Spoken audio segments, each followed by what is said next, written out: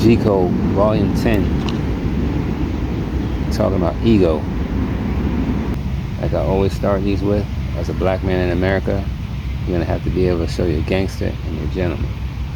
Far more often than not, you're going to have to display your gentleman versus your gangster. But there's times where you will need to show your gangster.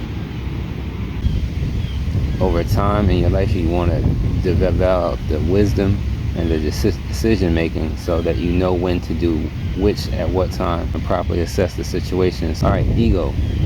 For young black males, ego is a source of a lot of conflict, problems, misunderstandings, etc.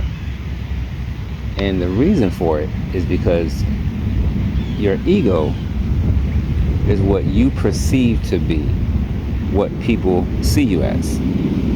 So sometimes you think people are thinking a certain thing about you, and you may have some emotion about it, and you don't like it or whatever. That's your ego talking. Because what people perceive you as is only what they see. And that's not enough information that you should ever get upset at someone's perception of you. If they haven't sat down and talked with you, then who cares what they actually think? However, adolescents especially, when your ego, the perception of you is challenged or threatened or disrespected, then you tend to react in some way. It can be physical, it can be, sparring back and forth verbally. But usually in adolescence, when their ego is challenged, they get active. And as an adolescent, you need to understand the separation between your ego and who you actually are. Because once you know who you are, then your ego can subside, and you can actually know when you're getting in your ego, when you're getting in your feelings about stuff. You can kind of just let it go and be like, you know what, I'm tripping. Let me scale everything back.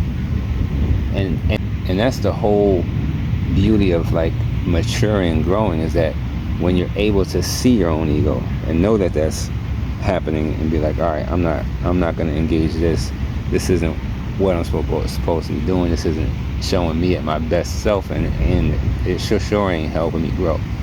So when you are able to recognize that and be like, you know what, I'm in my ego, I'm gonna back off, then you're coming to levels of maturity that you really need to get to as quick as you can.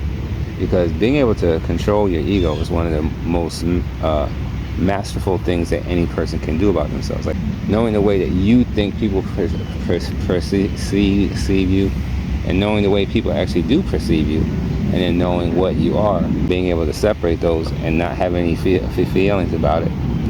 It's a great deal of maturity, and it allows you a great deal of power when you're dealing with yourself and other people, because you don't get triggered by stuff, because you know what your ego is, you know who you are, you know what perception is. You don't have any feelings about these things. You're just like, this is just how it works. Like, I know who I am. I know what they think I might be, and then they have a vision of me without having talked to me. Those three things exist, and they can exist without me having any type of feeling about it. But that's the game in trying to control ego, is knowing that there's perceptions of you that you don't exactly know what they are, and that there's ones that you think you know what they are, and then there's yourself, and what you know about yourself is all that matters. Volume 10, Ego.